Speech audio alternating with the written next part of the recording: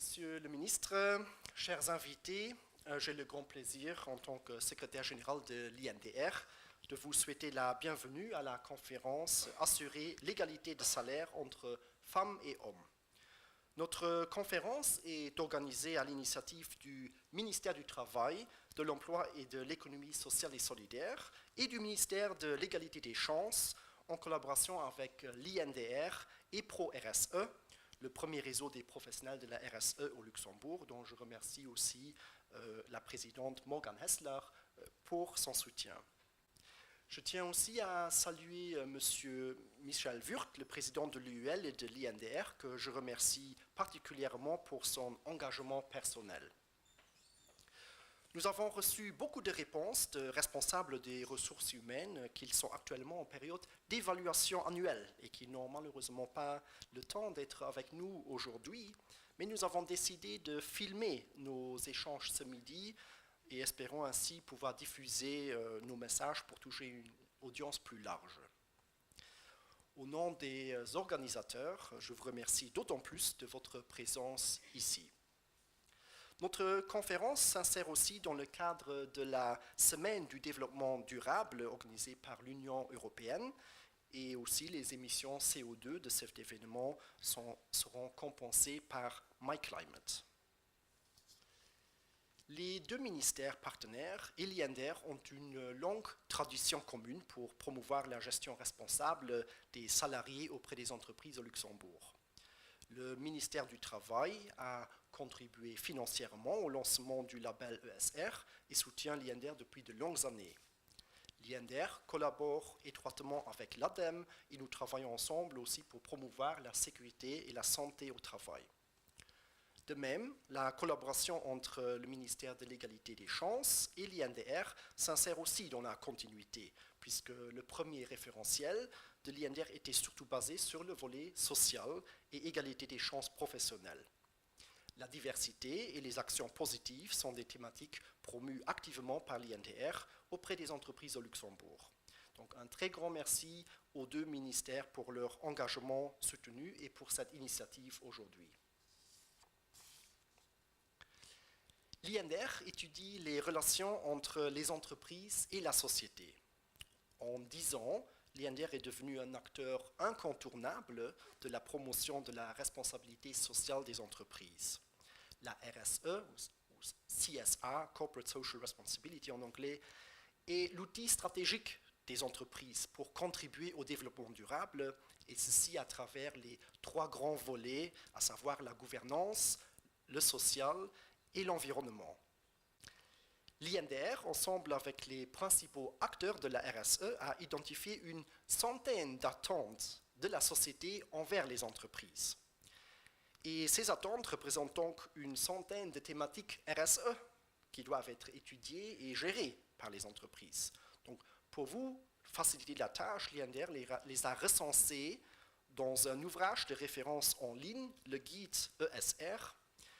Et les thématiques qui nous intéressent aujourd'hui sont évidemment celles liées au pilier social qui est géré par les responsables des ressources humaines. Dans ce pilier, il existe des objectifs plutôt transversaux, comme la diversité, l'égalité des chances, la sécurité, santé, bien-être, droits de l'homme.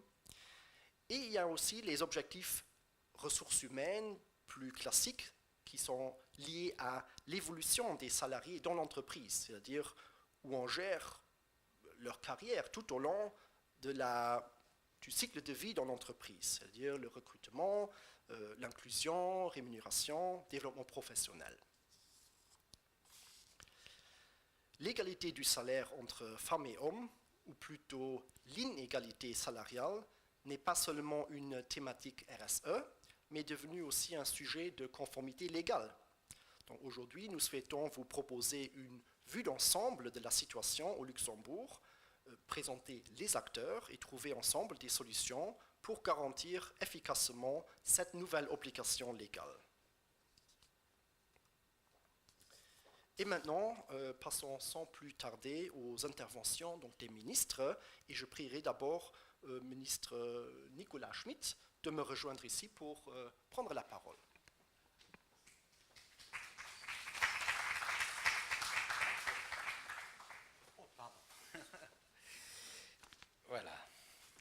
Bien, d'abord, je voudrais remercier l'INDR et le Pro RSE pour nous permettre, pour nous avoir permis d'organiser cette conférence sur un thème qui, normalement, ne devrait plus être un sujet. En fait, il faut admettre qu'après tant d'années de débats sur l'égalité en général et l'égalité des salaires, on pourrait partir de l'hypothèse que cette égalité soit atteinte. Hélas, elle ne l'est pas. Elle est mieux atteinte au Luxembourg, disons les choses telles qu'elles sont, puisque si on compare les chiffres, et M. Ries va après nous donner un certain nombre d'informations chiffrées, quand on compare les chiffres au Luxembourg par rapport à d'autres pays, on voit qu'effectivement, le Luxembourg a fait des progrès très sensibles et l'inégalité, puisque c'est de cela que nous parlons, l'inégalité de salaire maintenant se situe autour de 5,4-5,5%, je crois, d'après les chiffres de 2017-2018. Bon, d'abord c'est trop, il n'y a aucune raison pour qu'il y ait inégalité. Je crois que c'est de cela qu'il faut partir. Quand en Europe, la moyenne communautaire, elle est, je crois, autour de 16,2%, avec des pays où elle dépasse les 20% et pas des pays même voisins, notamment en Allemagne, l'écart de salaire est supérieur à 20%. Donc, et pourtant, vous avez évoqué l'Union européenne. L'Union européenne avait fait dès le départ de l'égalité des salaires un des grands objectifs.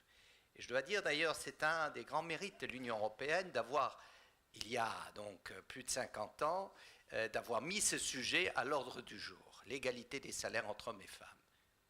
À l'époque, au moment où on a adopté le traité de Rome, ce n'était pas du tout une évidence. Et finalement, tout le monde considérait que s'il y avait inégalité, ce n'était pas quelque chose de choquant. Et pourtant, là, on avait inscrit dans le traité cette égalité. Il a fallu beaucoup d'années pour rapprocher et encore, puisque cette égalité n'est pas atteinte. Et il y a des calculs, il faudrait attendre encore au rythme où les salaires se sont rapprochés, il faudrait encore attendre, je crois, autour d'une centaine d'années pour qu'effectivement il y ait égalité, au rythme où on a finalement rapproché les salaires. Donc c'est inacceptable. Nous avons, avec ma collègue, la ministre responsable de l'égalité homme-femme et de la non-discrimination, décidé d'adopter en 2016, enfin de faire voter en 2016, décembre 2016, une loi qui renforce d'abord le caractère de sanction pour ceux qui ne respecteraient pas cette égalité, mais qui prévoit aussi un travail de sensibilisation, un travail d'information. Et je crois que cette conférence s'inscrit dans cette démarche de sensibilisation.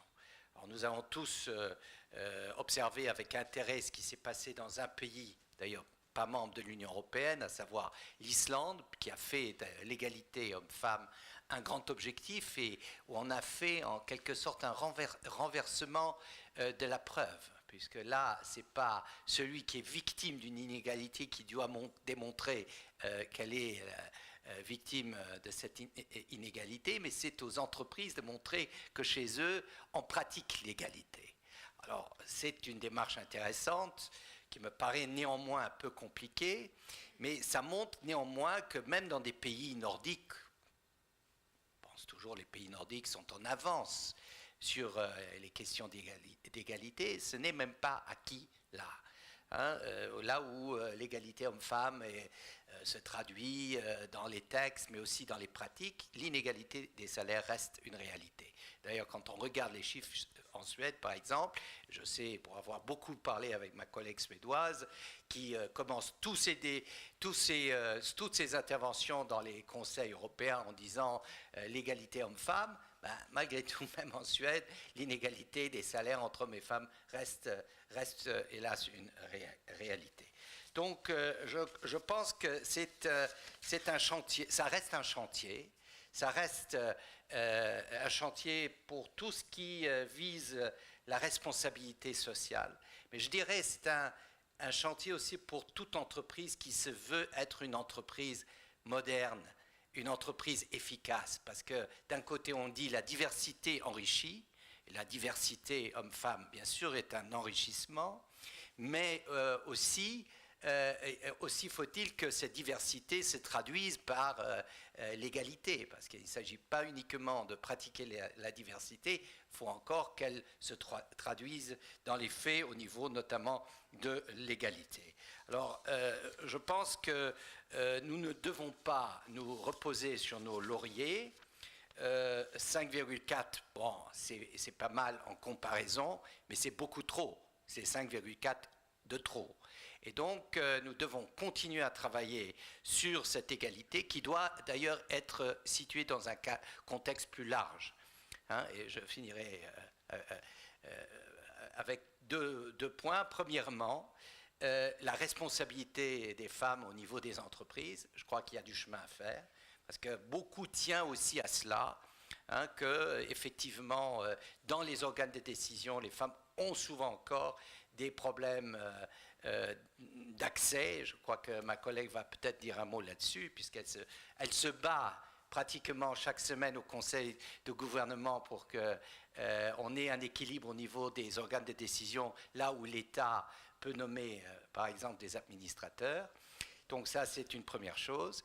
Deuxièmement, il faut bien sûr aussi que la société crée les conditions pour que cette égalité soit une réalité.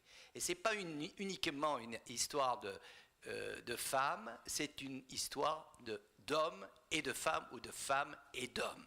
C'est ça, en fait, le grand enjeu, si on veut effectivement créer une société sans discrimination. Ça veut dire aussi créer les conditions pour que chacun, homme et femme, puisse avoir une activité professionnelle pleine.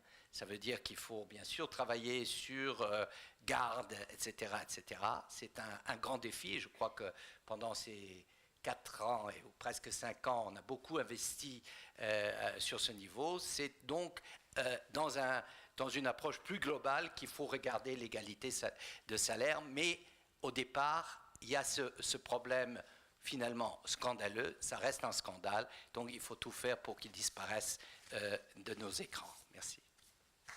Bon, tout d'abord aussi de ma part, merci à l'INDR et les réseaux de s'associer à nos efforts pour faire de l'égalité des salaires une vraie réalité, une réalité où on est presque arrivé au Luxembourg, mais pas entièrement. Je vous rappelle, et mon collègue ministre a déjà mis en évidence quelques chiffres importants. En 2009, l'écart moyen entre le salaire brut moyen des hommes et des femmes était encore de 12,5% au Grand-Duché. Aujourd'hui, en 2018, l'écart n'est plus que de 5,4%. Donc, en moins de 10 ans, l'écart s'est réduit de plus de 7%. Et nous sommes très fiers de ce chiffre, puisque le Luxembourg se situe en dessous, bien en dessous de la moyenne européenne qui est de 16,2%.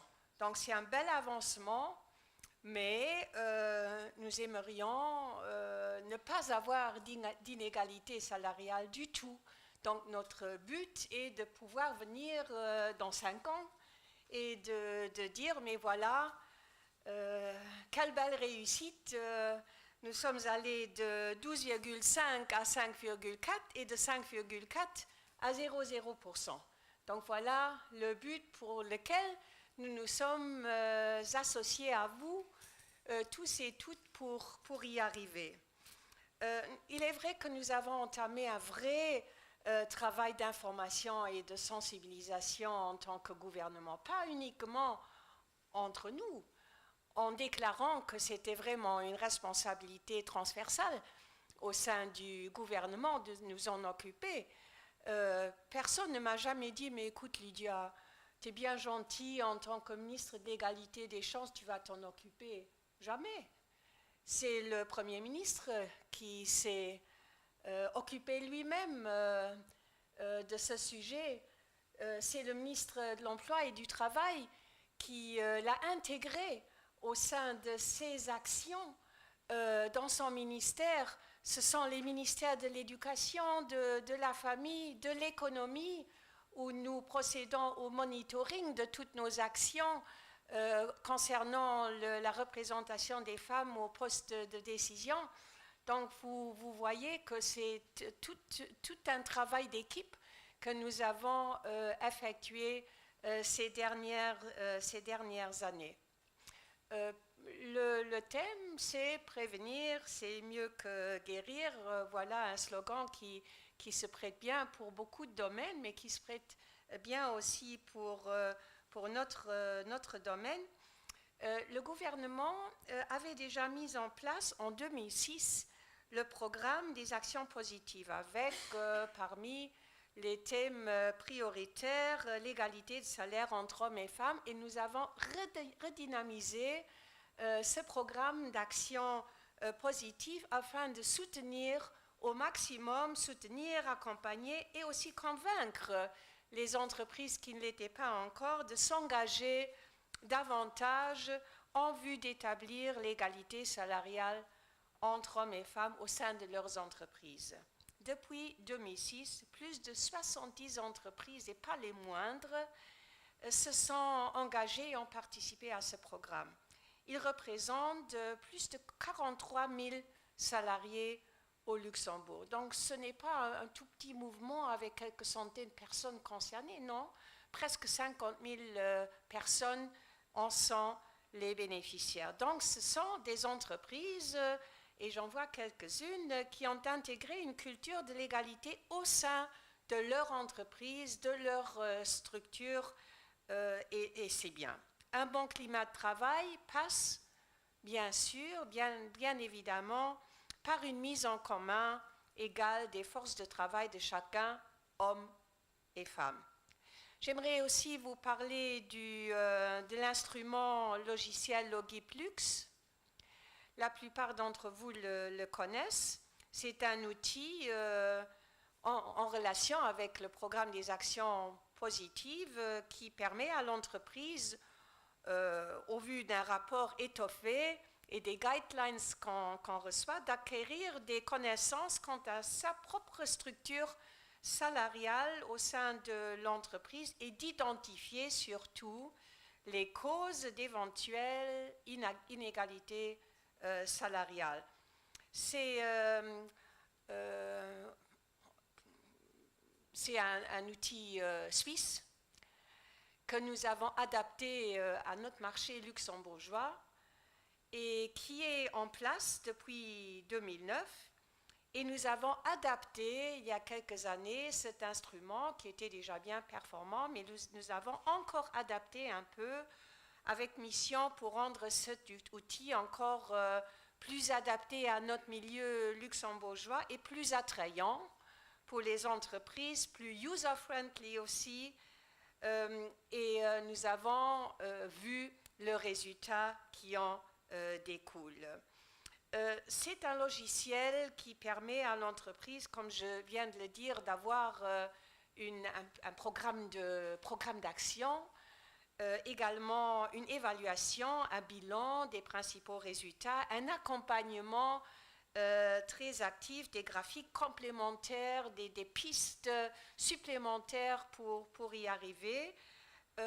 Et vous me dites, bon, c'est sympathique, ces 70 entreprises et les autres qui ne sont peut-être pas convaincus ou n'ont tout simplement pas envie d'être bénéficiaires de ce petit encouragement qu'ils reçoivent de la part du ministère ou qui n'aiment pas vraiment faire partie de ce réseau, car c'est devenu un vrai réseau, mais qui aimeraient quand même savoir s'ils ont des inégalités ou non. Donc ce programme, cet instrument peut également être utilisé par les entreprises qui ne font pas partie de notre programme des actions positif. Donc, c'est un logiciel qui, en dehors de toute participation au programme des actions positives, ou qui n'aime pas être partenaire du gouvernement pour des raisons qu'on ne connaît pas, mais il suffit tout simplement de se rendre sur le portail du ministère de l'égalité des chances et on peut l'installer. C'est très simple donc, et la preuve du contrôle de l'égalité salariale à l'aide de cet outil informatique est un critère d'éligibilité pour l'obtention d'un agrément ministériel. Donc, en cours de route, il y en a quand même eu quelques-unes qui ont dit bon, j'ai utilisé sans vouloir vraiment faire partie de votre réseau des actions positives, mais en fin de compte, pourquoi pas? J'ai vu que nous avons déjà réalisé pas mal de choses pour inciter nos services à promouvoir le sexe sous-représenté. Je prends un terme neutre, mais entre nous, c'est presque toujours, il s'agit presque toujours des femmes, mais ça vaut quand même la peine de voir s'il y a d'autres discriminations qui pourraient peut-être s'adresser plus particulièrement aux hommes. Je parle notamment du secteur social, du secteur de l'éducation, de nos structures juridiques, où les discriminations vont parfois dans l'autre sens. Donc, nous sommes très sensibles à cela aussi. Mon collègue a parlé de cette nouvelle loi. Nous avons bien travaillé ensemble. C'était en décembre 2006 où nous l'avons voté, pas nous, mais le Parlement l'a voté en décembre 2006. Donc, dorénavant, il est interdit à tout employeur de se fonder sur d'autres critères que ceux des connaissances, de l'expérience, des responsabilités pour déterminer la rémunération d'un salarié. Aujourd'hui, l'inégalité de salaire est une infraction pénale et non plus un genre de recommandation de bien-être. Donc, c'est vraiment une infraction pénale. Il était temps, je pense, de remettre les pendules à l'heure et d'avancer plus rapidement. Et voilà déjà les premiers résultats que nous avons avec nos 5,4% qui sont quand même assez honorables en comparaison avec bien d'autres pays. Je pense que nos voisins, les Allemands, sont encore au-delà des 20%. Donc voilà un beau travail déjà que nous avons effectué.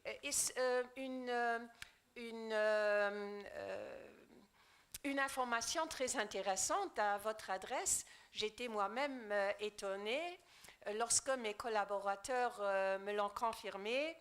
Beaucoup d'entreprises ne sont même pas conscients qu'ils offrent un autre salaire à certains employés et qu'ils ont encore des inégalités salariales.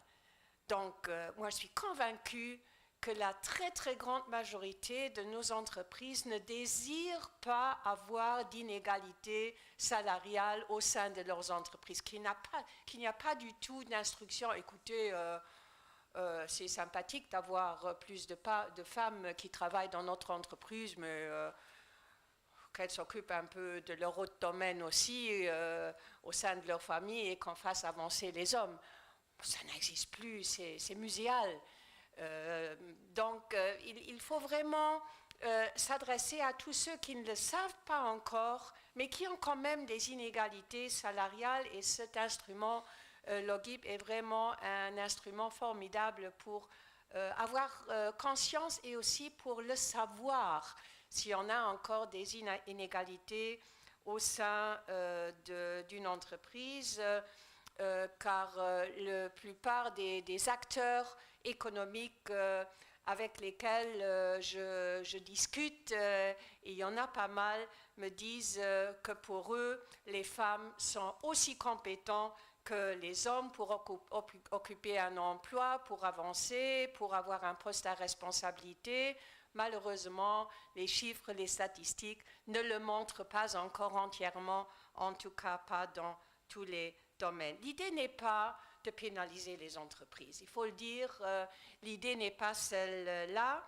mais de les pousser vraiment à assumer leur part de responsabilité et de chercher les causes d'une injustice si elle existe et de trouver des solutions. Voilà notre idée que nous avons, et c'est une idée de partenariat et une idée de travailler ensemble.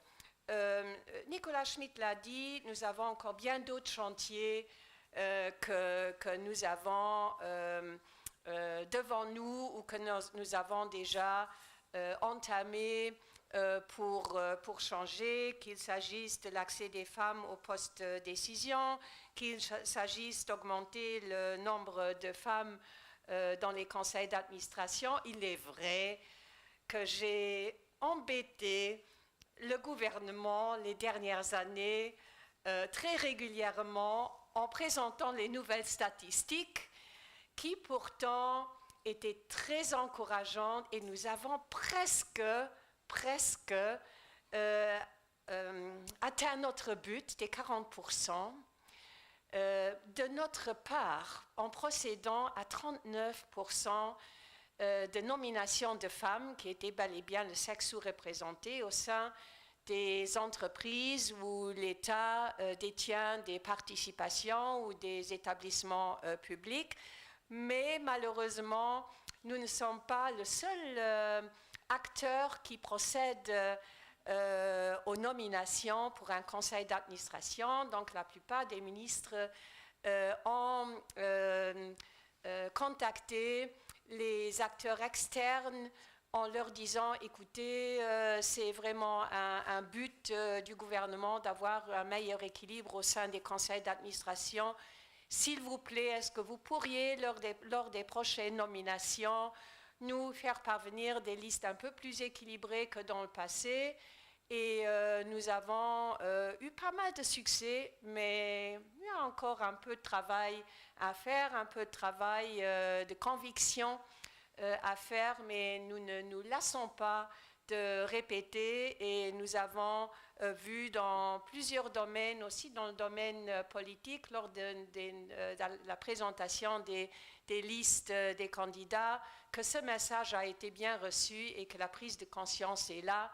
Et je suis personnellement très optimiste que nous puissions arriver à un meilleur équilibre. Finalement, c'est le but de nous tous. Et j'aimerais simplement vous dire, aidez-nous à poser de manière durable les jalons pour une répartition égalitaire, non pas seulement des salaires, mais aussi des responsabilités au sein des entreprises, car je suis vraiment convaincue, et il y a assez de statistiques qui nous fournissent la preuve que c'est vrai d'y croire. Ce sera un milieu de travail plus dynamique, plus humain, plus agréable aussi, plus compétitif aussi, et surtout plus équitable et plus juste. Je vous remercie. Alors, Jean Ries est économiste. Il a fait son master à l'Université catholique de Louvain et il s'est spécialisé dans le domaine du marché du travail. Il a été en charge du département marché du travail et éducation au Statec et aujourd'hui il travaille à l'ADEME où il dirige le département des statistiques. Monsieur Ries, on attend avec impatience votre présentation.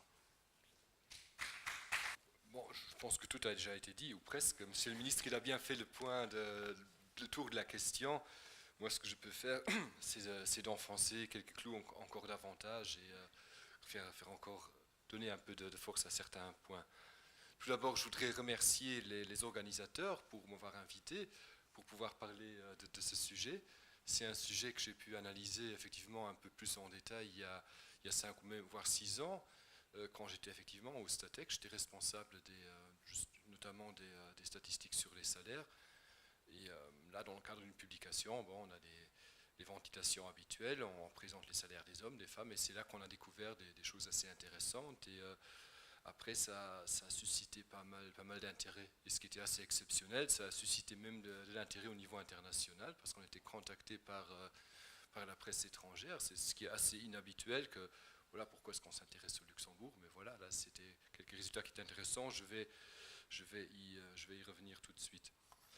Monsieur le ministre a dit que voilà, ici c'est un thème une question qui devrait plus se poser, un thème qui devrait pas être traité, mais on va encore le garder pendant un certain moment. Ça, on le verra par la suite. Même si les résultats pour le Luxembourg, à première vue, sont bons, sont encourageants, mais les causes, tout ce qui est derrière, ça fait que ça va encore, c'est fait pour durer. Et qui sait, dans quelques années, on va se retrouver dans une constellation similaire pour parler du même sujet, pour voir les dernières nouvelles. En effet, l'écart salarial au Luxembourg, il est relativement faible. Quand on parle d'écart salarial, de quoi est-ce qu'on parle? Juste parler des définitions pour que vous sachiez bien de quoi il s'agit. C'est en fait la différence en pourcent entre le salaire brut des hommes et des femmes. Et ici, on prend les salaires horaires qui permettent de neutraliser déjà les différences dans le temps de travail. Parce qu'on sait bien, chez les femmes, il y a beaucoup de temps partiel. Maintenant, passer par un salaire horaire, ou on pourrait passer aussi par un salaire, ce qu'on appelle en équivalent temps plein, on peut déjà neutraliser ces différences-là. Donc, c'est après avoir neutralisé ces différences qu'on constate qu'au Luxembourg, les hommes ont des salaires qui sont en moyenne 5,4% supérieurs à ceux des femmes. 5% de trop, c'est sûr, mais quand on regarde au niveau européen, on se situe pas mal. La moyenne européenne, elle est de 16,2%. Quand on regarde juste à côté, on va vers l'Est, on va en Allemagne, on a 22%. Bon, en Belgique, c'est un peu mieux, ils sont plus proches de nous. Bon, ça, faut savoir aussi, en Belgique, les inégalités salariales sont relativement réduites. Ils sont plus proches de la Scandinavie que, par exemple, de la France ou de l'Allemagne. Même en France, on a encore un écart salarial de 15,5%. Maintenant, ce qu'il faut savoir aussi, pour ces chiffres-là, quand on entend ces chiffres, il s'agit de ce qu'on appelle un écart salarial brut. Là, on ne tient pas compte des différences des profils, des métiers qu'exercent les hommes ou les femmes, de leur qualification, de leur niveau de formation, de l'expérience professionnelle. C'est un écart, en fait, il y en a qui appellent ça un indicateur synthétique. Il reflète, c'est la résultante, c'est le résultat de plusieurs éléments. Ça peut refléter des différences au niveau d'éducation, dans les métiers que les gens ils font. Bon, il y a toujours des tentatives pour ajuster, mais bon, là c'est un peu risqué. On se base sur des modèles statistiques, c'est pas toujours exemple de critique, et ça peut être un exercice délicat. Mais je pense qu'ici c'est pas nécessaire de les faire. On peut très bien travailler avec ces chiffres-là. L'autre bonne nouvelle, c'est qu'effectivement, au Luxembourg, et je crois que Mme Mouch l'a dit aussi, l'écart salarial, il est en baisse. Il a été réduit quasiment de moitié entre 2007 et 2016, ce qui est quand même remarquable. Et ce n'est pas le cas partout en Europe. La moyenne européenne, elle est restée stable, autour des 15-16% qu'on vient de voir. En Allemagne ou en France, l'écart salarial, il est resté stable. La Belgique, par exemple, a connu une évolution similaire que le Luxembourg. Il y a eu une baisse, mais pas d'autant. Donc c'est quand même un point qui mérite d'être mentionné. Bon, mais là, on voit aussi, à partir de 2014, là on plafonne un peu. Là, il faut voir ce que l'avenir nous apportera. Qu'est-ce qui va se passer? Bon, je peux le dire tout de suite, selon moi, un des éléments qui peut expliquer cette évolution, c'est le développement du secteur de la santé et de l'action sociale au Luxembourg. C'est un secteur qui s'est bien développé les dernières années, c'est un secteur où il y a beaucoup de femmes, c'est un secteur qui a des conventions collectives qui sont assez généreuses, et ça a permis sans doute à faire baisser l'écart salarial. Mais il n'y a pas que ça, c'est un élément qui peut intervenir dans l'explication. Maintenant, ce qui est un peu étrange, bon là, les résultats, ils sont bons, on va dire, voilà, pas mal. Et ce qui est étrange, c'est qu'on se place au niveau des différents secteurs. Et là, on peut voir des écarts qui sont assez grands. Et c'est même, maintenant, quand vous regardez les chiffres, ça peut même paraître paradoxal. On a un total de 5,5. Mais au niveau des branches, on est partout au-dessus. Services aux entreprises, 25%. Banque et assurance, un secteur important au Luxembourg, 23%. On est au-dessus. Et ce n'est pas la construction et la santé et action sociale qui va ramener le tout à 5%. Ce n'est pas du tout ça. En fait, ici, on est face à un problème de ségrégation. En fait, les femmes on les trouve en général dans les secteurs qui payent des salaires élevés. On a la santé action sociale qu'on vient de nommer, on a aussi la banque, on a aussi les services aux entreprises qui payent des salaires élevés, parce qu'il faut savoir aussi, les femmes, elles sont en moyenne plus qualifiées que les hommes, elles font plus d'études, ce qui fait qu'en général, les femmes ont des salaires plus élevés, mais en fin de compte, ceux qui ont vraiment les salaires les plus élevés, ce sont les chefs, et là, ça reste des hommes. Donc les femmes gagnent bien, sont dans une bonne situation, mais à la fin de la file, au bout, il y a toujours un homme qui est le chef. Ce qui est intéressant aussi, quand on regarde les secteurs, c'est effectivement la construction. Ça, c'est un cas classique. Dans la construction, il y a les métiers de la construction, il y a les métiers administratifs. Les femmes, on les retrouve plutôt dans les métiers administratifs qui payent peut-être mieux que les autres métiers de la construction. Bon, la construction aussi, il faut savoir, on a beaucoup d'ouvriers non qualifiés, ce qui fait que les hommes qui sont là, bon, ils ont des salaires inférieurs aux femmes. Un autre secteur intéressant, santé et action sociale. C'est un secteur où la couverture collective, elle est très bonne. Il y a une convention collective qui couvre la plupart des travailleurs. Et là, on garde une égalité salariale. Et bon, un autre secteur qui a une bonne couverture collective, banque et assurance, convention collective très importante. Mais bon, là, par exemple, les cadres ne sont pas inclus. Mais dans la santé et action sociale, ça couvre tout le monde. Et on voit, voilà, on a des barèmes, on a des grilles. Et on peut dire à qualification, à métier égal, bah, voilà, on se retrouve. On est bon, on est bon. Voilà.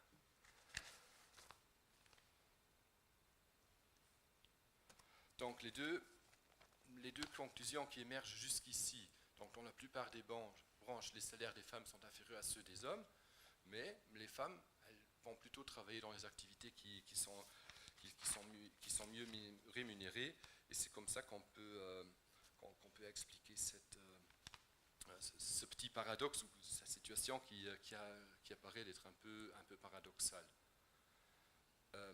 Maintenant, ce que je ne vous ai pas encore dit, et ce qui a suscité l'intérêt à l'époque, il y a 5 ou 6 ans, c'est en fait, ici on travaille avec des salaires moyens.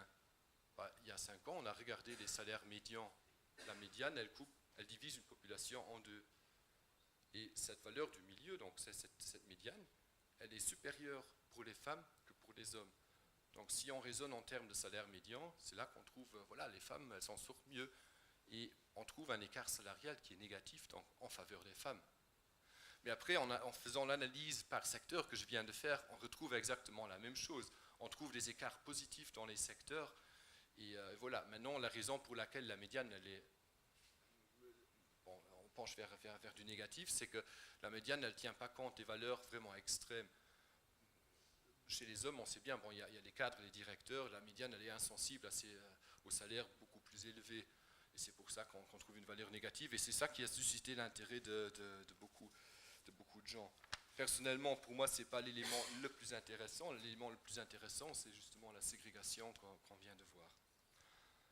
Autre élément intéressant, quand on regarde l'écart salarial, c'est qu'il augmente avec l'âge. En début de carrière, moins de 25 ans et 25-34 ans, les écarts salariaux, ils sont négatifs. Donc les salaires moyens des femmes sont supérieurs aux salaires moyens des hommes. Et c'est après 35-44, là, l'écart commence à se creuser en défaveur des femmes. C'est là aussi qu'il y a dans cette tranche d'âge qu'il y a les événements familiaux, que les femmes font sans doute des choix de carrière. Et à l'époque, quand on a vu ça, ce qu'on a fait, on a aussi essayé de voir un peu par cohorte. Et effectivement, il y a aussi un effet, ce qu'on appelle un effet de cohorte. Maintenant, parmi les travailleurs plus âgés, ils viennent d'une autre génération. Les choix de carrière étaient différents. On voit très bien, quand on regarde les chiffres jusque dans les années 80, le taux d'emploi des femmes, il n'a fait que croître. Mais bon, une femme qui a commencé sa carrière au début des années 80, elle est entrée dans un autre monde qu'une femme qui a commencé à travailler dans les années 2000-2010. Il y a aussi tous les impacts de la politique familiale. Il y a les congés parentaux, il y a le développement de la garde pour enfants qui vont sans doute jouer, qui ont un rôle à jouer. Donc là, bon, c'est un graphique, si vous voulez, c'est la photo d'aujourd'hui, mais c'est un élément qu'il va falloir garder à l'esprit, parce que si on arrive, si y a un effet génération, voilà, il va se traduire, il va persister, et c'est cet effet de génération qui va aussi, qui peut aussi faire baisser l'écart salarial entre hommes et femmes. Dernier élément, je l'ai déjà brièvement évoqué, c'est la différence entre les professions. Là aussi, il y a des très grandes différences. Commençons par le bas. On a les cadres supérieurs, les directeurs. Un écart salarial de 22%. Donc, les cadres masculins, ils touchent 22% de plus que les cadres et directeurs féminins. Et en plus, bon, c'est dans cette catégorie-là qu'on observe en général les salaires les plus élevés. En plus, il y a très peu de femmes. Dans cette catégorie professionnelle, 19% des travailleurs sont des femmes, tandis que dans l'ensemble de la population, on est à 43%. Vous voyez, là aussi, il y a en quelque sorte un problème d'accès à ces fonctions-là. Et des fois, on entend l'expression plafond de verre. Et c'est exactement ce qui se passe. Les femmes, elles sortent de l'école mieux formées, en moyenne mieux formées que les hommes, mais elles arrivent seulement jusqu'à un certain point et pas plus loin. Maintenant, il faut savoir pourquoi, qu'est-ce qu'on peut en faire. Et c'est pour cette raison-là que ça va être difficile de résorber l'écart salarial homme-femme davantage. Bon, des autres professions, en retournant vers le haut, on a ce qu'on appelle les professions intellectuelles, scientifiques, typiquement les métiers qui nécessitent, je dis typiquement parce qu'il peut aussi y avoir des gens qui évoluent avec l'expérience professionnelle, mais là on se situe au niveau du master, et c'est même en faveur des femmes. L'écart salarial, il est négatif, donc ça veut dire que le salaire brut des femmes dans ces métiers-là, il est plus élevé que le salaire des hommes. Les professions intermédiaires, là on se situe entre le bac, généralement entre le bac, le bac plus 3, il y a encore une petite différence, mais pas énorme, 1,9%. Et ensuite, dans les autres professions, ça augmente peu à peu. Profession remarquable en quelque sorte, les métiers qualifiés de l'industrie de l'artisanat, donc une grande discrimination entre les hommes et les femmes, et en plus, très peu de femmes dans ces métiers-là. Mais ça, c'est une chose qu'on sait déjà. Une chose qui m'a frappé un peu, c'était ce qu'on appelle les professions élémentaires. Donc les professions qui ne nécessitent pas de qualification particulière, mais là aussi, on se retrouve avec un écart salarial. Pourquoi ça m'a frappé? Typiquement, dans ces métiers-là, ce sont des métiers qui sont rémunérés au salaire social minimum.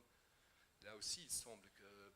Bon, là, on a un peu plus de mal à expliquer une différence. Est-ce qu'il s'agit d'une discrimination de la part des entreprises ou autre chose, ou est-ce qu'il y a quand même des nuances dans les métiers qu'ils font? Ça, c'est difficile à dire.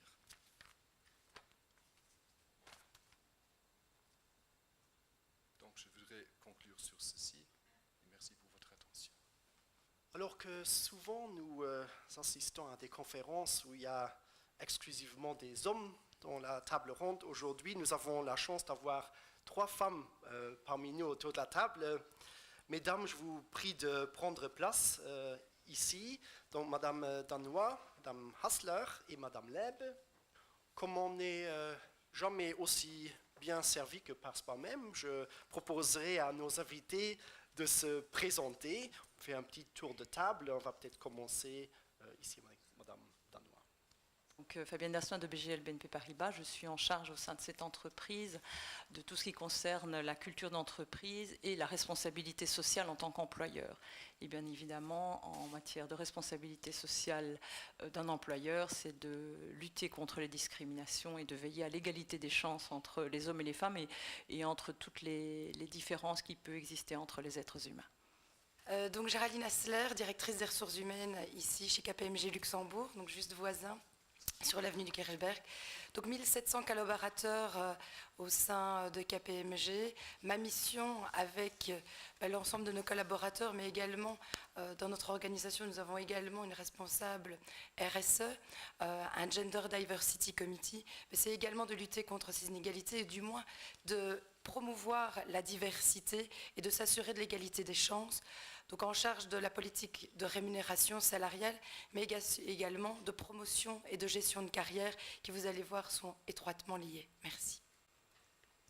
Et Isabelle Leb, je suis associée en fait dans l'étude Arendt et Medernach.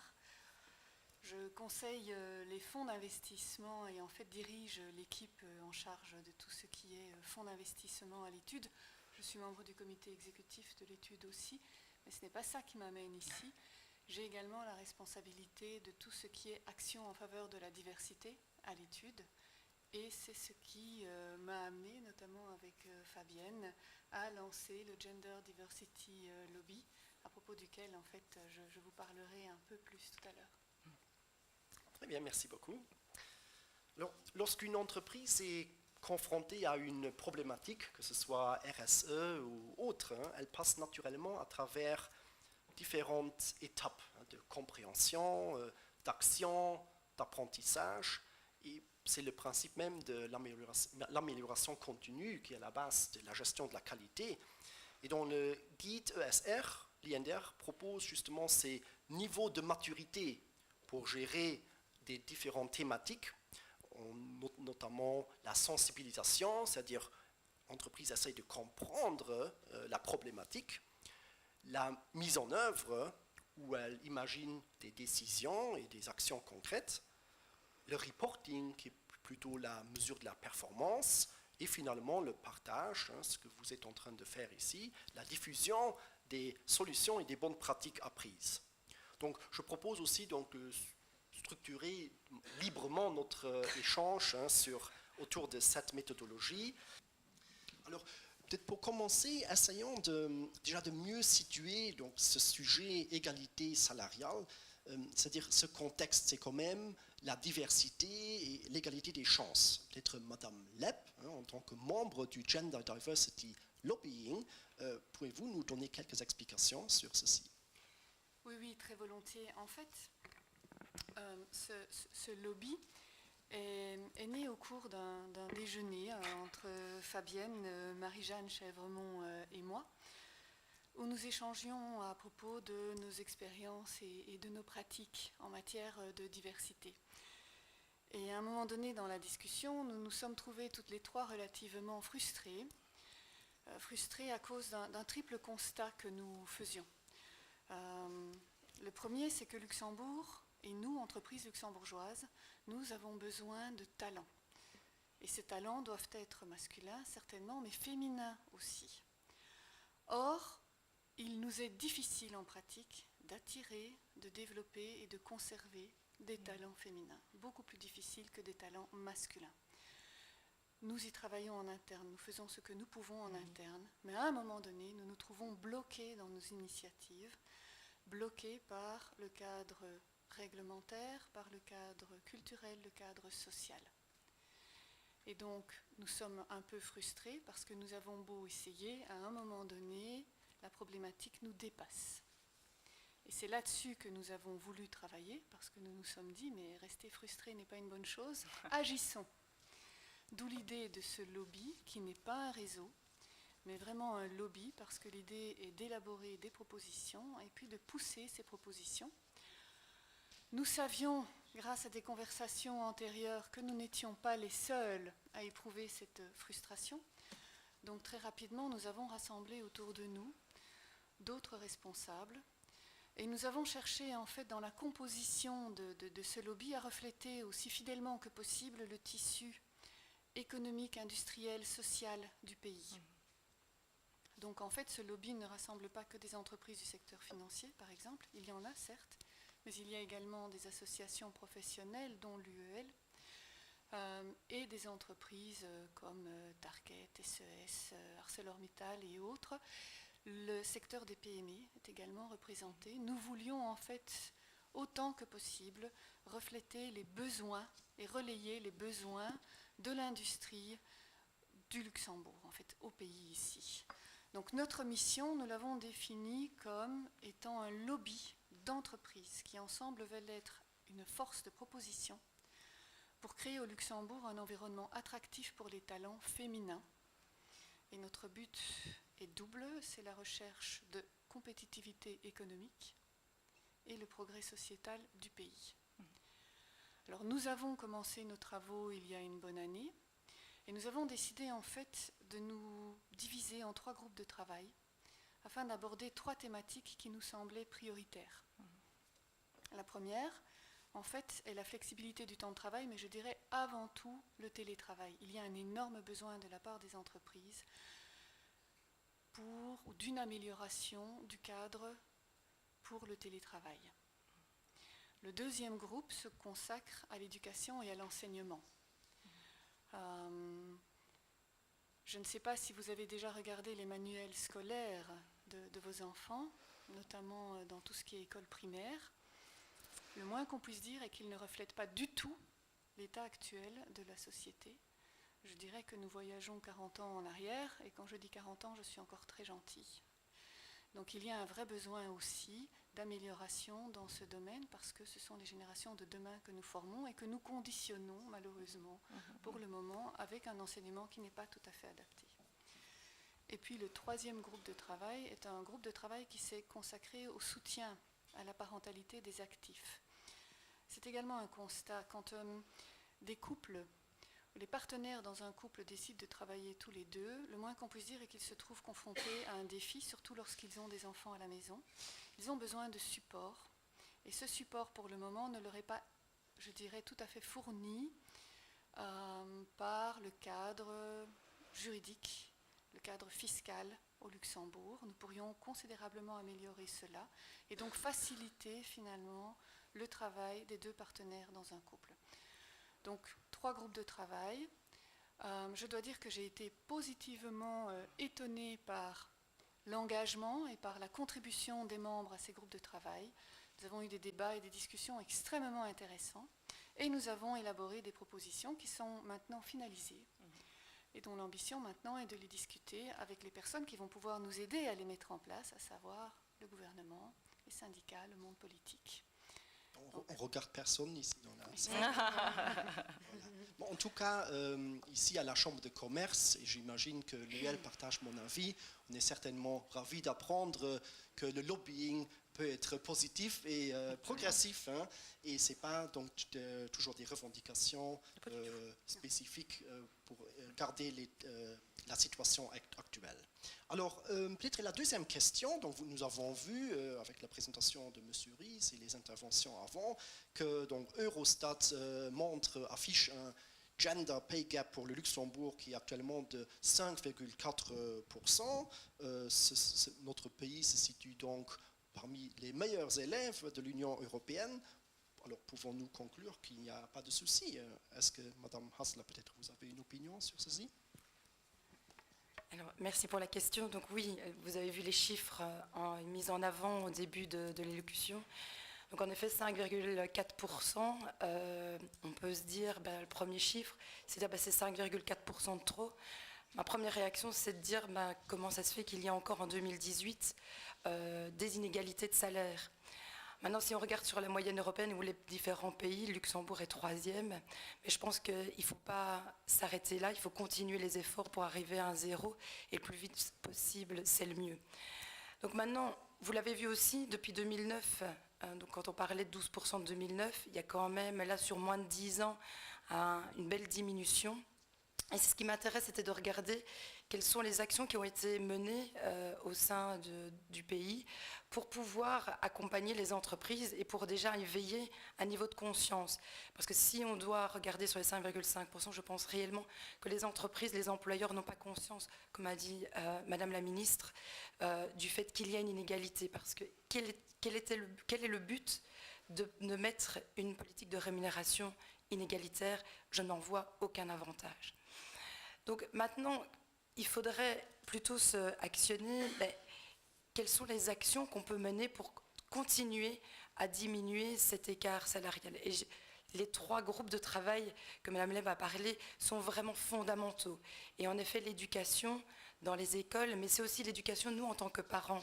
On a encore trop de croyances qu'on continue à générer entre les filles. Sois belle, tu es toute belle, on fait des photos. Donc on va générer aussi ce côté d'esthétique et de mettre la fille dans une certaine posture. Et puis les jeunes garçons, étant moi-même maman de 2 petits garçons, c'est sois fort, sois courageux, on ne pleure pas, etc. Et ce sont des croyances qu'on a là, qu'on a tous, je pense, reçues, mais qu'en tant qu'adulte et dans le monde, dans l'entreprise, en tant que collaborateur, portées à défaut. Donc ça, je pense que l'éducation, c'est vraiment là, c'est la génération de demain, et c'est un travail de long terme, mais je pense qu'il faut vraiment s'y atteler. Autre chose aussi, si on regarde le salaire, en fin de compte, c'est la finalité, selon moi, de plusieurs actions. En termes de recrutement, de sélection, est-ce que les critères, on les adapte aussi par rapport à la fonction que nous avons à combler, et également les personnes que nous allons mettre en face des candidats. Je pense que c'est important aussi, puisque chacun va avoir différents angles de vue et donc différentes approches. C'est s'assurer que les personnes qui vont recruter sont aussi bien masculins et féminins, et c'est l'ensemble du feedback qui va faire qu'on s'assure que nous avons l'égalité des chances sur l'accès au métier. Ensuite, la politique de rémunération, elle se met aussi quand on progresse dans l'entreprise. Les critères d'évaluation, de compétences, là aussi, sont uniques, sont là, mais la façon dont si nous sommes un homme ou une femme, on va avoir une sensibilité différente par rapport à ça. Et donc, il faut également changer les mentalités. On voit encore, et je pense que c'était assez intéressant de voir le graphique sur l'inégalité par rapport aux âges, parce qu'on peut arriver vite à un constat que les personnes qui ne seront pas évaluées ou pas dans une politique de rémunération, une progression salariale, les personnes qui sont en congé de maternité. On est en pleine période d'évaluation. Qu'en est-il des personnes qui sont absentes pour le moment en congé de maternité, congé parental? Est-ce qu'elles sont toujours bien là sur les listes, et est-ce qu'on les considère? Également aussi pour les promotions, on se dit elle est absente, donc loin des yeux, loin du cœur, je ne suis pas sûre que ce soit la bonne politique. Donc ça aussi, en termes de progression, et puis on l'a dit, je pense que l'accès à des métiers, à des rôles de décision est vraiment important également, qui est plus une action court terme. Donc là, vous l'avez vu, donc si on regarde chez KPMG, parce que je me suis également intéressée, nous n'avons pas une égalité à l'entrée. Nous sommes actuellement, on reçoit plus de CV masculins que féminins. Alors c'est peut-être dû au secteur d'activité, l'audit, et également la consultance. On va avoir des CV plus masculins. Par contre, c'est une tendance qui n'est pas du tout confirmée pour notre activité taxe, fiscalité, qui sont plus du secteur juridique, où là, on le voit, on a une égalité de CV qui est représentative aussi de la population au sein des universités et des écoles. Maintenant, par rapport à ça, j'ai perdu le fil, mais c'est en fait de se dire que l'accès aux promotions, donc chez KPMG, 41% de femmes, 59% d'hommes. Alors, est-ce qu'il faut avoir 50-50? J'en suis pas sûre. C'est de s'assurer, comme je vous l'ai dit, d'assurer que tout le monde a l'égalité des chances. Si maintenant je regarde combien de personnes j'ai dans le monde partnership, c'est-à-dire de décision, on arrive à 28% de femmes.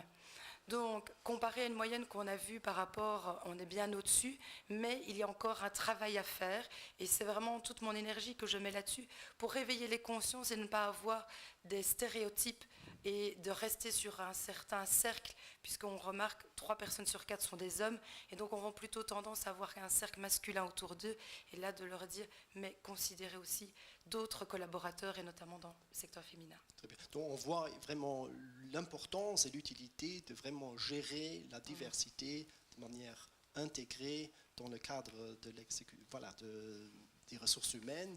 Et là, on voit la responsabilité réelle des entreprises qu'ils ont sur la perception des valeurs existantes dans la société. Et donc, en effet, si on devient conscient de ces stéréotypes qui existent, on peut essayer d'influencer.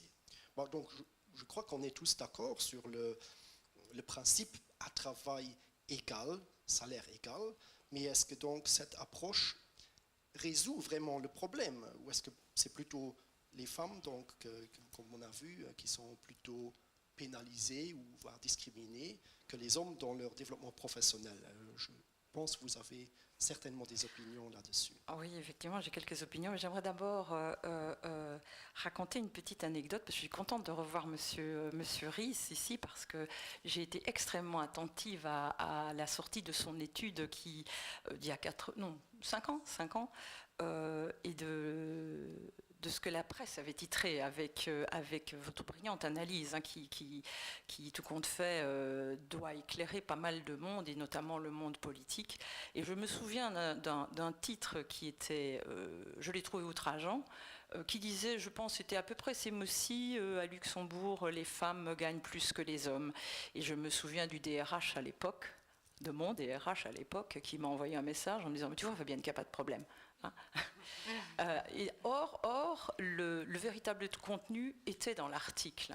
Et donc, c'est un petit peu partir aussi sur la notion des chiffres. Moi, je suis banquière, je vais vous parler chiffres, mais de dire les chiffres, il faut savoir les manipuler correctement, savoir les interpréter, en faire bon usage. Alors, je me tourne vers les politiques. Et oui, vous pouvez être très fiers que le Luxembourg soit troisième sur cette liste.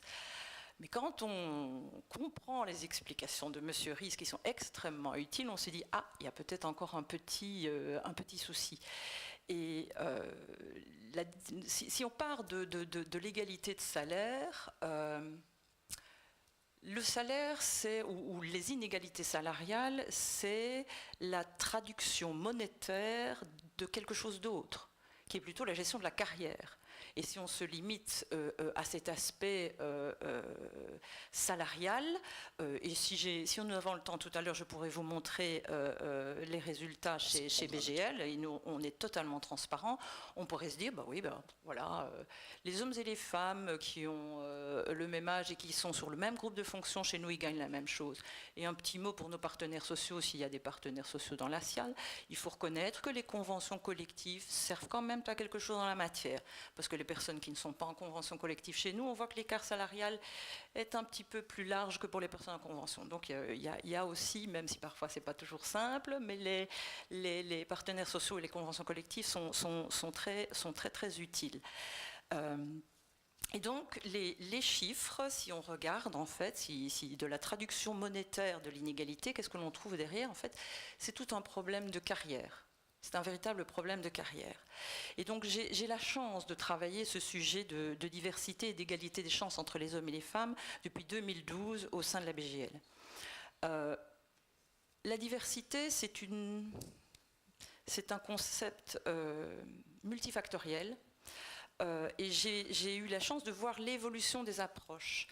La première approche que les entreprises ont dans la matière, c'est surtout c'est de la responsabilité sociale. Certes, c'est sûr, mais c'est une première étape. Et alors, l'approche qui en est faite, c'est de dire on va sensibiliser.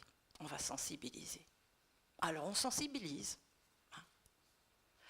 Mais avec le temps, on se rend compte que ce qui ne se mesure pas ne se concrétise pas. Et donc l'évolution en termes de maturité pour une saine gestion de la diversité, c'est alors de mesurer, d'entrer vraiment dans le dur. Qu'est-ce qui se passe dans mon entreprise? De véritablement regarder les chiffres en détail sur tous vos processus ressources humaines, le recrutement, l'accès à la formation, les promotions, la façon dont vous sélectionnez vos processus talents. Mon Dieu, c'est super important parce que c'est ça qui va gérer votre flux. Et je dois dire, là aussi, vers les politiques, quand même, une chose qui nous a été très utile, c'est vrai, l'évolution de la loi en termes d'obligation de l'entreprise de prouver qu'elle a fait ce contrôle était très utile.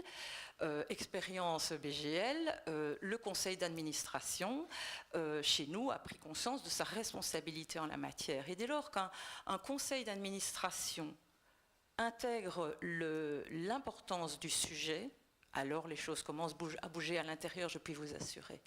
Donc, premier élément important, factualisez les choses chez vous. Creusez vos chiffres, regardez, analysez. Deuxième élément, la diversité, oui, c'est de la responsabilité sociale. C'est surtout la responsabilité du conseil d'administration et du comité exécutif de s'assurer que les choses évoluent. Et tout cela en mettant des indicateurs de performance dans vos procédures.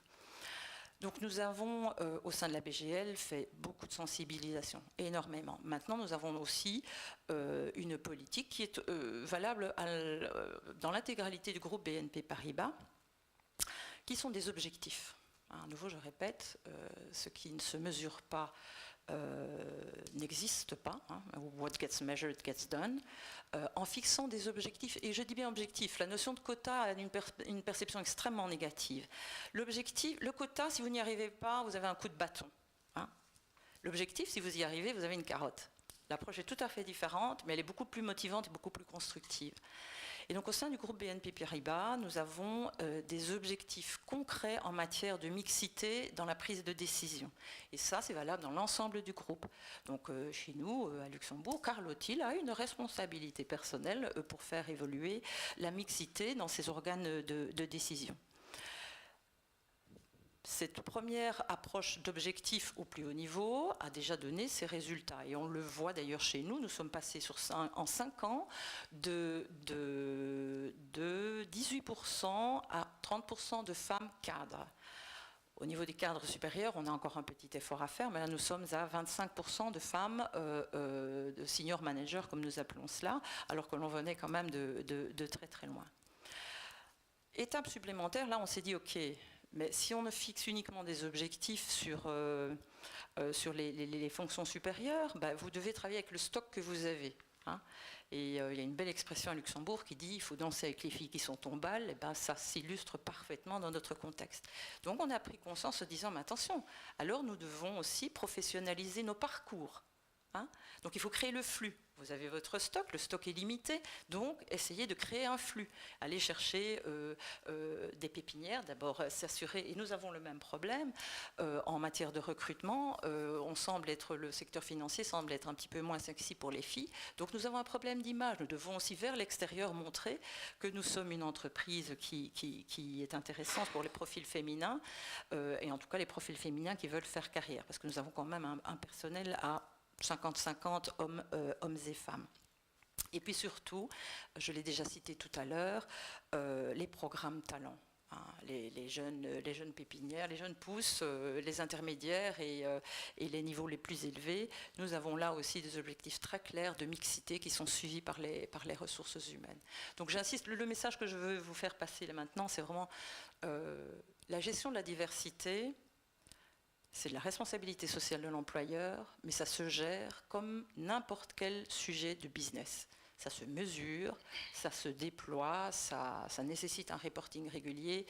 Et comme tout sujet de business, ça doit être la responsabilité du CEO de l'entreprise. Voilà. Donc il faut un leadership. Hein. Vous avez parlé aussi de carottes et de bâtons. Il existe cette loi du 15 décembre 2016 sur l'égalité salariale. Alors, peut-être une question pour un cabinet d'avocats, Madame Lepp. Que peut faire donc concrètement une entreprise pour être en conformité avec cette loi? La réponse, en fait, sur le plan juridique, si je la résume, elle est extrêmement simple. Et Fabienne, tu n'hésiteras pas à intervenir là-dessus aussi en tant que praticienne de cette loi. C'est évidemment à poste de responsabilité égale, et je dirais conditions égales, notamment en âge, salaire égal. Donc ça c'est la lettre.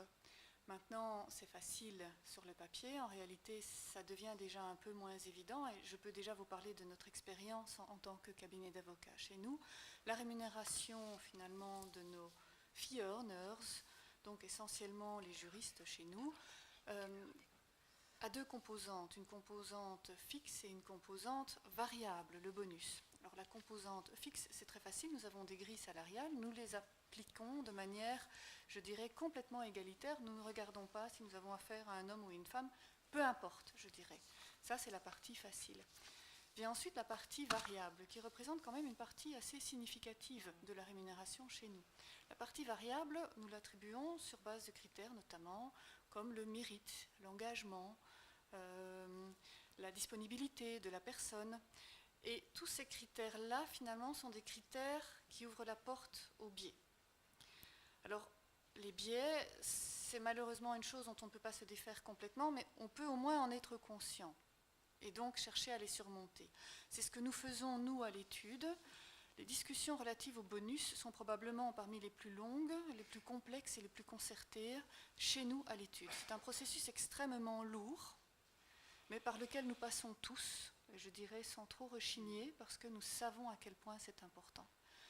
De façon à s'assurer qu'en fin de processus, nous arrivions quand même à traiter les hommes et les femmes de manière égalitaire, même si nous sommes très conscients que sans ce processus, nous aurions probablement abouti à des décisions biaisées.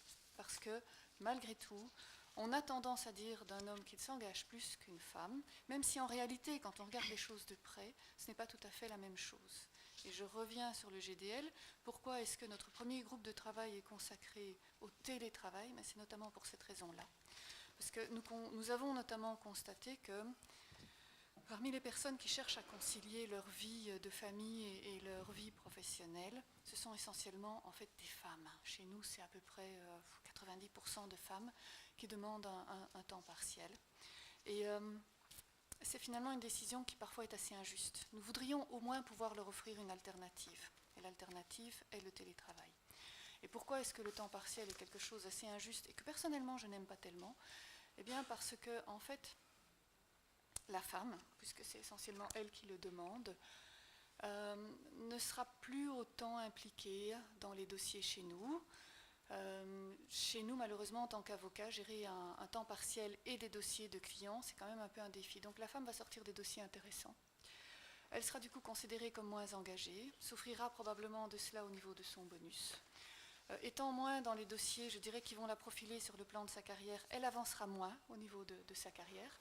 Et c'est d'autant plus injuste qu'on se rend compte qu'en pratique, la plupart du temps, elles travaillent plus que leur temps partiel, parce qu'elles sont engagées, parce qu'elles veulent effectivement arriver à des résultats. Et donc c'est extrêmement injuste. C'est pour cela que nous, à l'étude, mais les autres entreprises qui font partie de ce lobby, et il y en a une bonne quarantaine, dont je disais également des associations professionnelles, et j'en profite pour mentionner l'INDR aussi, qui a également son représentant ou sa représentante chez nous, eh bien, ces entreprises voudraient vraiment avoir le télétravail en tant qu'alternative viable et facile à utiliser. Donc voilà la réponse par rapport à la lettre de la loi. Maintenant, l'esprit de la loi est tout à fait autre chose, évidemment, et je reviens sur les discussions de Fabienne et de M. Ries. Nous nous rendons compte quand même à l'étude que si en pratique nous respectons la loi, et je peux le dire parce que nous participons à ce programme Action positive du ministère de l'égalité des chances, donc nous avons fait l'objet d'une enquête menée par des consultants extérieurs qui ont regardé notre politique salariale et qui nous ont confirmé que nous étions effectivement conformes à la loi, même si donc nous respectons la lettre de la loi, je dois avouer que je ne suis pas sûre que nous en respections tout à fait l'esprit. Et ce n'est pas non plus entièrement de notre faute, je reviens sur le lobby. En fait, ce dont nous nous rendons compte, c'est que dans les tranches supérieures de salaire, nous avons très peu de femmes. Alors, nous n'avons pas le même problème que KPMG et BGL BNP Paribas, parce que nous attirons plus de femmes. Je dirais, à la base, nous avons à peu près 60% de femmes, 40% d'hommes. En termes de recrutement, nous recevons énormément de CV de femmes. La profession juridique, visiblement, est une profession très féminine. Par contre, je dirais à l'arrivée, quand nous regardons maintenant le nombre d'associés, nous avons à peu près 18% de femmes. Donc entre 60% au départ et 18% à l'arrivée, il y a quand même beaucoup de pertes en route. Ce n'est pas parce que nous refusons de nommer des femmes associées, bien au contraire, c'est simplement ce que disait Fabienne. Nous n'avons pas assez de candidates parce que nous perdons trop de femmes en route. Et donc c'est ce sur quoi nous voulons absolument travailler.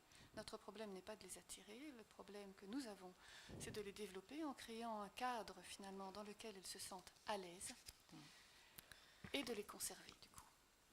Et donc ça c'est notre défi et c'est en cela que nous travaillons pour respecter l'esprit de la loi parce que notre objectif ultime c'est qu'il y ait effectivement une répartition, je dirais 50-50 au niveau salarial entre hommes et femmes, ou je dirais peut-être même à l'avenir 60% ou 40% pour refléter finalement l'embauche, mais que nous ayons davantage d'égalité entre hommes et femmes au niveau de la répartition de notre enveloppe salariale globale. Parce que pour l'instant, nous n'y sommes pas, mais nous respectons la loi. Je vais vous donner la parole directement, mais je pose peut-être une question plus générale. Donc la question centrale, vraiment la mise en œuvre de cette thématique, comment finalement dans vos entreprises vous avez essayé de mettre ça en œuvre et quelles sont peut-être les difficultés rencontrées, comme ça on va faire un petit tour de table et chacun je vous donne la parole. Mais il y a quand même eu quelque chose qui m'a interpellée et je ne peux pas laisser passer. Hein, c'est le sujet du temps partiel. Il ne faut pas être contre le temps partiel. Le temps partiel est un progrès sociétal qui est utile. Hein. La limite du temps partiel, c'est qu'il en est devenu un piège pour les femmes. Et si on fait la même chose avec le télétravail en disant on fait le télétravail pour que les femmes puissent garder leurs enfants, on va accentuer le problème. On va accentuer le fait que les rôles sociaux, c'est madame s'occupe des gosses, monsieur fait carrière. Donc là, je ne peux m'empêcher d'intervenir sur ce sujet parce que pour moi, c'est capital. Et donc, s'il y a quelque chose à faire, c'est peut-être davantage, mais là, c'est pas toujours facile pour les entreprises, mais au même titre que ce qui a été fait pour les congés parentaux, congé parental, à nouveau, magnifique progrès sociétal, Bardaf, nouveau piège pour l'égalité entre les hommes et les femmes, parce que c'est madame qui l'a pris, parce que c'était madame qui avait le petit salaire, et puis parce que c'est mieux que ce soit madame qui gardait les enfants. On a déjà vu, je peux vous l'illustrer avec les chiffres de notre entreprise, grâce à l'évolution de la loi, et ça il faut le dire, c'est un excellent progrès que le vote de cette loi sur la refonte du congé parental. On est passé du simple au double en matière de pourcentage d'hommes dans notre entreprise, qui est quand même une entreprise bien traditionnelle, on a 100 ans. Donc on est passé on a doublé le nombre de messieurs, donc on est presque à 50% d'hommes, 50% de femmes qui prennent le congé parental. Et je pense que si on arrive vraiment, le sujet de la flexibilisation du temps de travail, ça ne doit pas être pour les femmes, ça doit être pour les hommes et pour les femmes. Et s'il y a un travail à faire là, et ça certainement le Gender Diversity Lobby va aussi insister en la matière, c'est il ne faut pas recréer des pièges féminins comme le temps partiel, le congé parental ou pourrait le devenir le télétravail. Et ça, c'est vraiment un message puissant à donner aux associations et au pouvoir politique. Très bien, merci pour ce message. Oui, en plus, nous avions vu sur le graphique de M. Ries que depuis 2014, ça a stagné un peu, c'est un plateau, mais peut-être ça ne reflète pas encore vraiment l'impact de la loi qui a été votée un peu plus tard. Les prochaines statistiques, j'imagine, vont nous dire plus. Peut-être je vous donne la parole pour expliquer alors votre politique par rapport à ce sujet. Oui, il y a des choses qui sont très intéressantes qui ont été partagées, que j'ai également envie de rebondir, notamment sur les 60% de femmes à l'entrée et 18% qui sont à l'arrivée, parce que je pense qu'on le vit chacun d'entre nous dans les sociétés. Peut-être que vous, quand vous regardez vos chiffres, vous avez un peu des tendances particulières. Ce que nous, on remarque, on a 4 générations au sein de l'entreprise. La cohabitation de 4 générations, c'est déjà un challenge. Et quand on regarde sur les personnes qui sont dans le haut de la pyramide, j'ai envie de dire, principalement masculins, et quand on regarde leurs modèles familiaux, eh bien, dans la plupart des cas, leur épouse a sacrifié leur carrière, resté à la maison pour gérer toute la logistique et les enfants, etc. Donc ces hommes-là n'ont pas eu de difficulté à mener leur carrière et à démontrer et à s'engager, etc. Chose que vous devez le voir, la société évolue.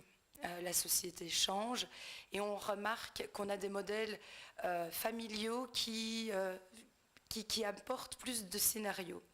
Je partage mon expérience personnelle. Donc voilà, c'est vrai que la fonction que j'ai à 100%, difficile à gérer à 80% parce que je pense que tout sera proratisé, mais je ferai 100% du travail aussi. Ça, c'est aussi l'autre piège.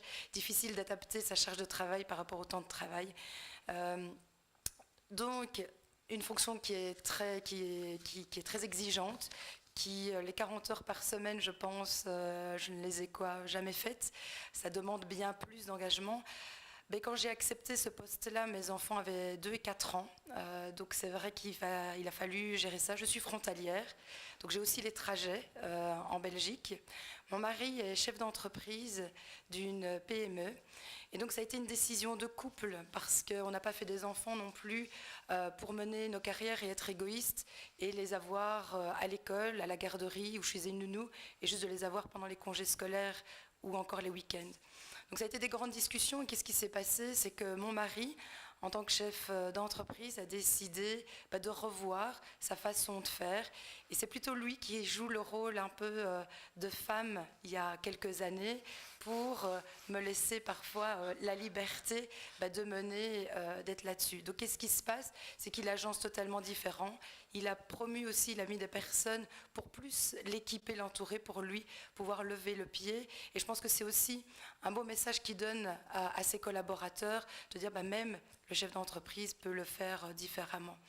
Ça, c'en est un, il y a d'autres histoires. Je pense que la loi aussi sur le congé parental a fait beaucoup de bien.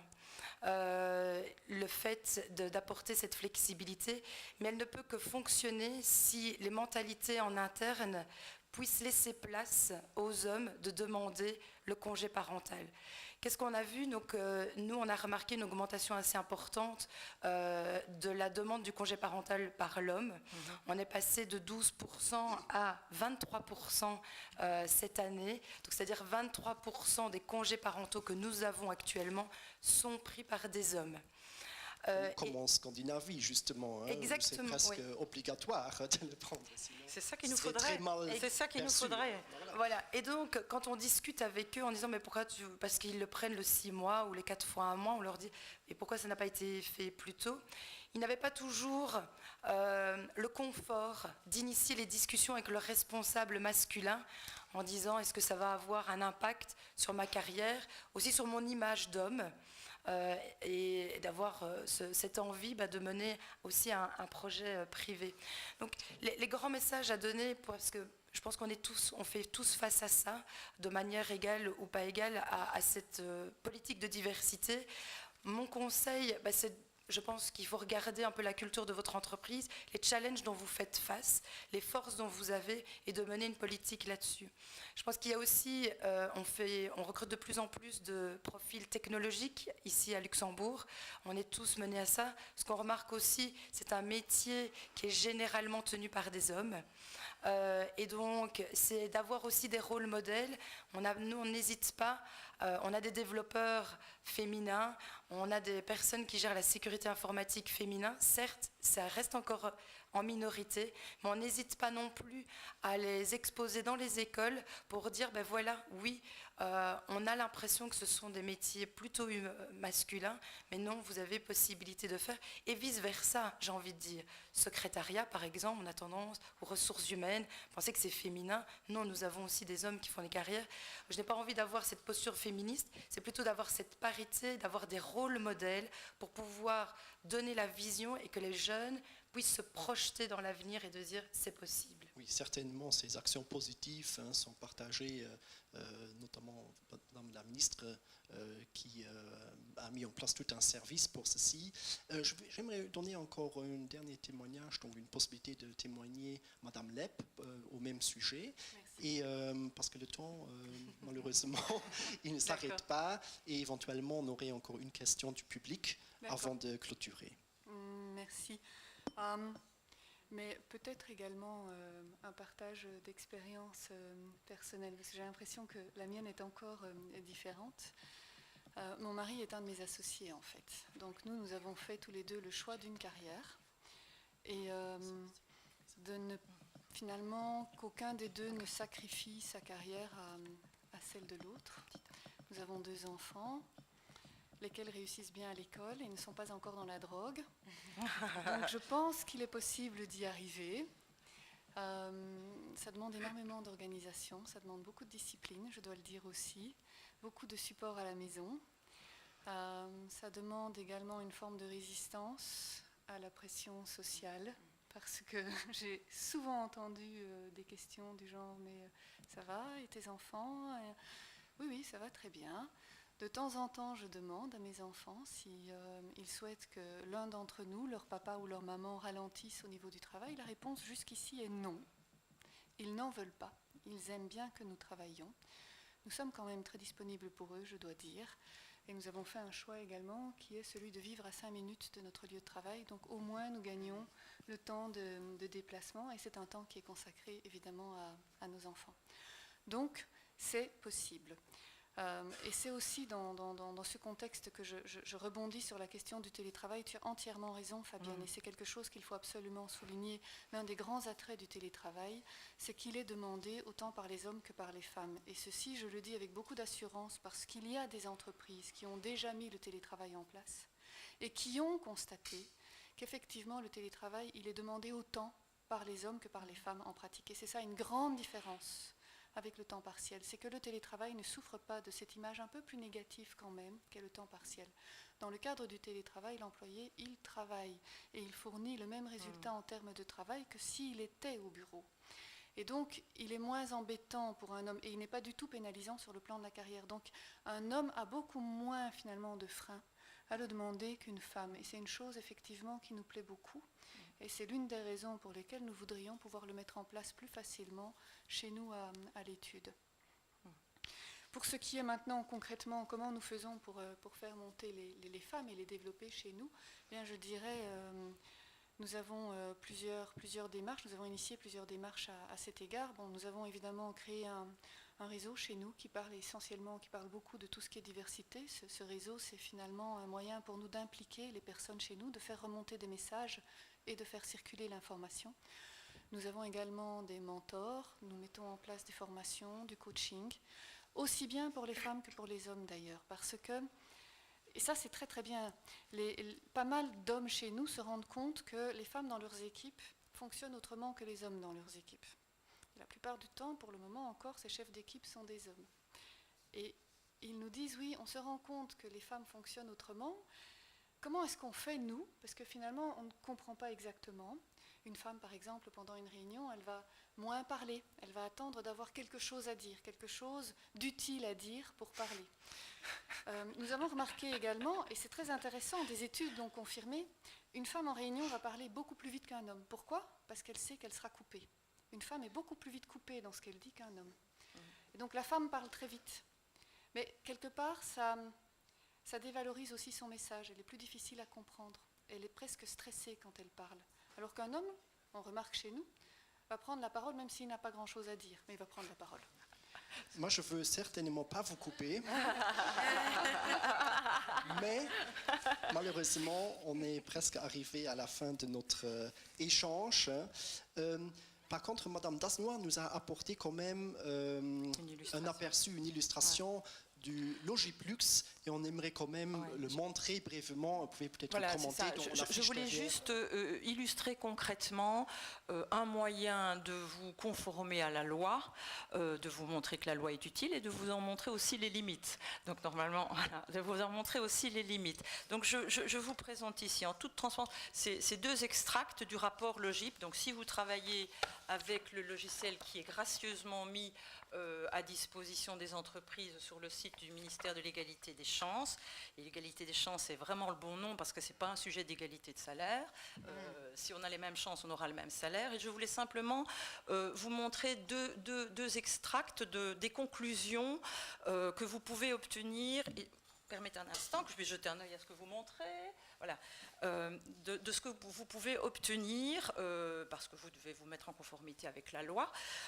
Donc, Logip, de quoi s'agit-il? C'est un logiciel statistique. Donc, un logiciel, ça se nourrit de quoi? Ça se nourrit de chiffres. Il vous donne de la valeur si la qualité de vos chiffres est irréprochable. Donc ça veut dire que les personnes qui auront injecté les données dans ce système doivent être sûres de leurs données. Il y a un petit travail de structuration pour savoir comment vous voulez le mettre, mais je puis vous assurer que ce qui en sort est assez intéressant. Alors, je suis contente d'avoir revu les chiffres de M. Ries, parce que vous allez voir la première conclusion que nous dit Logip, eh bien, voilà, la différence, l'écart salarial brut entre toute la population des hommes et toute la population des femmes se situe à 18,9%. Donc c'est, je ne sais plus, mais le secteur de la finance, c'était... Voilà, donc on est dans la moyenne. Maintenant, l'avantage de Logip, et c'est ce que ne savent pas faire les chiffres au niveau européen et qui pourraient prêter à de mauvaises interprétations, comme ce journaliste qui avait mis cette horreur en disant que les femmes gagnaient plus. À quoi sert cet outil? C'est comme c'est un outil statistique, vous y avez injecté l'âge des dames, enfin l'âge de vos employés, vous avez injecté le diplôme de vos employés, vous avez injecté la fonction qu'ils ont, le système a pu calculer l'expérience professionnelle potentielle, donc vous avez injecté des données purement factuelles, et l'outil, qu'est-ce qu'il fait? il fait des régressions linéaires, et je n'ose pas utiliser des termes statistiques parce que là j'ai un statisticien, qui vous décortique ce salaire brut, qui en l'occurrence chez nous était de 18,9%, et ça c'est la page suivante, en des facteurs explicables. Et le dernier n'est pas explicable, c'est le facteur genre, donc le sexe. Et donc, chez nous, que nous dit notre système, et c'est là où il y a peut-être la limite de la loi, et la limite peut-être de ceux qui en feraient un usage un petit peu superficiel. Que nous dit le GIP? Il dit, bon, tout compte fait, globalement, chez vous, donc, pour expliquer le tachymètre, si l'aiguille va sur la gauche, c'est en défaveur des femmes. Si elle va sur la droite, c'est en défaveur des hommes. Donc ici, il y a une information. Globalement, la population chez nous, hommes et femmes, a plus ou moins le même niveau moyen de diplôme. Années d'expérience, comme notre population, la moyenne d'âge, hommes et femmes sont plus ou moins les mêmes. Expérience, pareil. L'ancienneté dans le service, dans la BGL, il n'y a pas de distinction. Position professionnelle, c'est est-ce qu'il y a des responsabilités hiérarchiques, des responsabilités managérales de la population? Tout compte fait, on se rend compte que chez BGL, il y a autant d'hommes que de femmes qui gèrent des équipes. Le cinquième, que dit, et c'est là que ça rend très heureux les DRH, et c'est là la limite de la loi, ici on dit, écoutez, tout compte fait, l'écart salarial net s'élève à seulement 2,9%. Donc l'écart salarial net, je pense que l'outil, le GIP, la société explique qu'en dessous de 5% d'écart salarial net, la différence est quelque chose qui est acceptable. Donc, un DRH qui en ferait, ou un conseil d'administration qui en ferait un usage limité pourrait dire, ok, on ferme le bouquin, le problème est résolu chez nous. Ce qui est extrêmement intéressant avec l'outil ici, si vous avez mis correctement vos données, c'est ce dernier chiffre que nous avons découvert chez nous, c'est qu'en fait la majorité de l'écart salarial brut entre les hommes et les femmes dans notre entreprise est due au niveau d'exigence du poste. Alors je vois que M. Ries semble connaître l'outil. Le niveau d'exigence du poste, de quoi s'agit-il? C'est le niveau d'expertise ou la complexité du job, sans tenir compte de la fonction managérale. Et là, on se rend compte, en fait, que veut dire ce tachymètre? Ce tachymètre veut dire que à âge, diplôme, ancienneté égale, les femmes sont dans des fonctions inférieures, qui nécessitent un niveau d'exigence et de compétence inférieur, alors qu'elles ont le même diplôme, qu'elles ont le même âge, qu'elles ont la même ancienneté. Et donc c'est là où je dis la limite de la loi, c'est que les personnes qui veulent se dire, qui font du tick box et disent « je suis compliant », ils disent ici on est compliant. Maintenant, si on est socialement responsable en tant qu'employeur, on creuse ce dernier niveau qui est effectivement cette notion de plafond de verre. Et le mot plafond de verre, en fait, ce qui est important dans ce terme, c'est qu'il est en verre. On ne dit pas plafond d'acier, on ne dit pas plafond de béton, il est en verre parce qu'on ne le voit pas. On ne le perçoit que quand on le touche. Et d'où l'importance qu'il y ait des personnes qui mettent ce plafond de verre, qui le rendent en béton, en tout cas ou qui mettent vous savez les petites hirondelles qu'on voit pour empêcher les oiseaux d'aller dans les indus bruits, pour que l'entreprise puisse voir cela. Et pour ça, il faut entrer dans vos chiffres et dans vos données. Et pour corriger tout cela, c'est toutes les pratiques que vous devez mettre et l'objectivation de tous vos processus RH, comme je vous l'ai dit tout à l'heure, dont notamment une objectivation claire et nette de l'attribution des augmentations de salaire et des bonus. Merci beaucoup pour ce témoignage. Je pense, oui, on peut applaudir certainement nos invités. Vous aurez compris, on n'a malheureusement plus le temps de prendre des questions du public, mais il me reste à remercier en tout cas les invités, tous les partenaires de votre présence, de votre engagement. Vous, certainement, vous avez démontré que vos entreprises sont des acteurs engagés sur le sujet et que chaque entreprise doit surtout se poser finalement les bonnes questions. Et pour ceci, il y a des outils, il faut se rendre compte de la situation actuelle de l'entreprise pour pouvoir changer, pour pouvoir trouver les améliorations. Alors j'espère que les échanges d'aujourd'hui ont contribuer à promouvoir l'égalité des chances et surtout l'égalité salariale entre femmes et hommes, et qui aideront donc les entreprises à mieux gérer cette thématique essentielle qui est donc pas seulement une obligation éthique mais une obligation légale.